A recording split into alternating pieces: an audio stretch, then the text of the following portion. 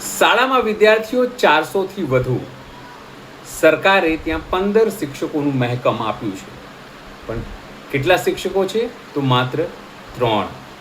વિચાર કરો, 3 શિક્ષકોમાં આખી શાળા ચાલે અને સરકાર વિકાસના બળગા ફૂંકે. વિકાસની વાતો ઠીક, પ્રવેશ ઉત્સવ કરે, બાળકોને સ્કૂલ સુધી પહોંચાડે, પણ શિક્ષકોની ભરતીમાં નીલબટા સન્નાટા. ઉત્સવમાં વ્યસ્ત સરકાર, અદાણી અંબાણીને ખેડૂતોની જમીન આપવામાં વ્યસ્ત સરકાર,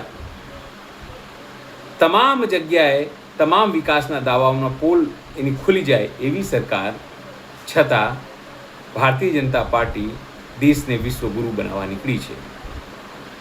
બાળકો દેશના ભવિષ્ય છે અને ભવિષ્ય માટે શાળાઓ છે. શાળાઓમાં શિક્ષકો નથી અને વાત થાય છે ભણશે ગુજરાત, ગણશે ગુજરાત, પ્રવેશ ઉત્સવ ગુજરાત અને ખબર નહીં કેવા કેવા ગુજરાત. પણ હવે વાલીઓ અને સ્થાનિક આગેવાનો પોલ ખોલી રહ્યા છે. ઘટના દ્વારકાની છે અને આમ આદમી પાર્ટીના નેતા છે ઈશુદાન ગઢવી, તેમણે પોતાના ફેસબુક પેજ ઉપર આ વિડીયો મૂક્યો છે. નમસ્કાર, હું છું ચિંતામણી પુત્રેન પટેલ. સ્વાગત છે આપનું અમારા કાર્યક્રમમાં.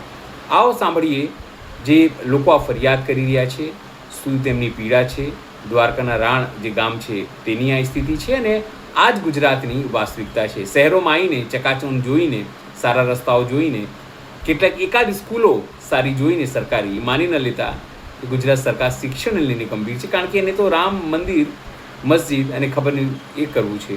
શિક્ષણમાં ક્યાં એનું ધ્યાન છે અને આ એ નકરી વાસ્તવિકતા. આવો જોઈએ સમગ્ર વિડીયો. જય જવાન જય કિસાન. દેવભૂમિ દ્વારકા જિલ્લાના કલ્યાણપુર તાલુકાના રાણ ગામે રાણ પ્રાંત શાળામાં 457 જેવા વિદ્યાર્થીઓ, બાળકો, ભૂલકાઓ છે. પણ આ ભાજપ સરકાર ક્યાંક ને ક્યાંક ગ્રામીણ વિસ્તારના ખેડૂતો અને ગરીબ પરિવારના બાળકોનું અને ગરીબ પરિવારોના ભવિષ્યને ખતમ કરવા માટે ખાલી વાતોના બણગા ફૂંકે છે. પણ માત્ર ને માત્ર અહીંયા ભણાવવા માટે 15 શિક્ષકોની મહેકમ પ્રમાણે જરૂર છે, પણ માત્ર ને માત્ર 3 જ શિક્ષકો છે. આ 457 બાળકોનું ભવિષ્ય ખૂબ જોખમમાં છે. વાહવા કરતી અને મોટા કાયફાઓ કરતી આ ભાજપ સરકાર અને ગુજરાતના શિક્ષણ મંત્રી અને દેવભૂમિ દ્વારકા જિલ્લાના જિલ્લા શિક્ષણ અધિકારી સાહેબશ્રીને મારી રજૂઆત છે કે જેમ બને તેમ માત્ર ને માત્ર જો આ બાળકોનું ભવિષ્ય અને બાળકોને શિક્ષણ દઈ અને આગળ લઈ જવા માટે જો તમારો વિચાર હોય, ગુજરાતને શિક્ષિત બનાવવું હોય, આ બાળકોનું ભવિષ્યની તમને ચિંતા હોય, તો ફક્ત ને ફક્ત 8 દિવસની અંદર આ રાણ પ્રાંત શાળામાં જે શિક્ષકો ઘટે છે તે સ્ટાફ પૂરો કરવામાં આવે. આ બાળકો પોતે શિક્ષણ મેળવી ગુજરાત અને ભારતના ભવિષ્ય માટે તડપાપડ થઈ રહ્યા છે. પણ ક્યાંક તમારી મેલી નીતિ અને મેલી મુરાદોના કારણે આ 457 બાળકોનું ભવિષ્ય જોખમમાં છે. બાળકો પલાયન કરી રહ્યા છે અને મારી ગુજરાત સરકાર, આ ભાજપ સરકારને વિનંતી છે કે માત્ર ને માત્ર 8 દિવસની અંદર જ અહીંયા પૂરતા સ્ટાફની વ્યવસ્થા કરવામાં આવે. બાળકો તમારે ભણવું છે, તમારે શિક્ષક જોઈએ છે,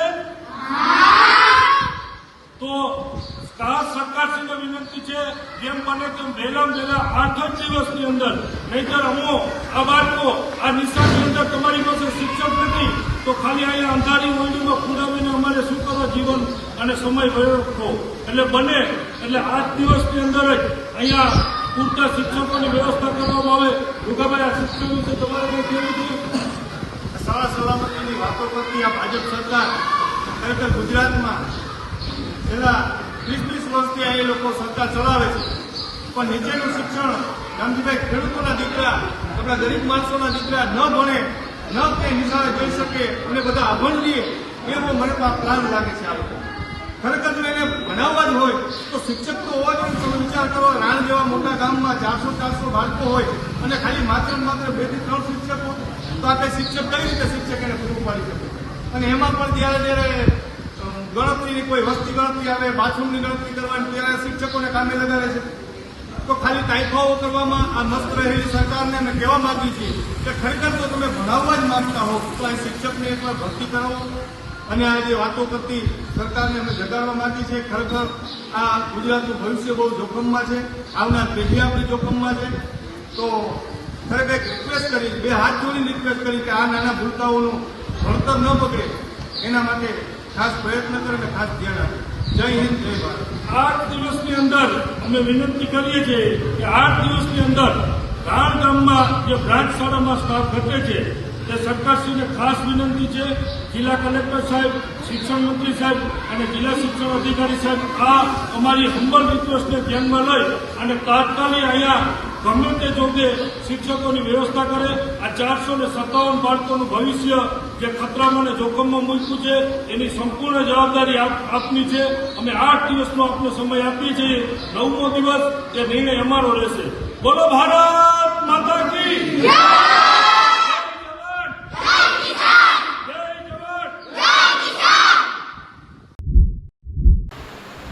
જે રીતે આ વિડીયો સામે આવ્યો છે એ તમને સવાલ પૂછવા ઉપર મજબૂર કરે છે કે આ સરકાર શું કરવા માંગી છે. કેમ ગ્રામીણ વિસ્તારોમાં જે શિક્ષણ વ્યવસ્થા છે મજબૂત નથી, શિક્ષકો કેમ નથી? આ અંગે આપ શું વિચારો છો જરૂરથી મારા કોમેન્ટ બોક્સમાં કમેન્ટ કરજો. એ સિવાય અમારી યુટ્યુબ ચેનલ લાઇક કરો, સબસ્ક્રાઇબ કરો, બેલ આઇકન દબાવો. સાથે અમારા નવા ઇન્સ્ટા પેજ અને ફેસબુક પેજને પણ લાઇક કરો, શેર કરો અને ફોલો કરો. અત્યારે માટે બસ આટલું જ. નમસ્કાર.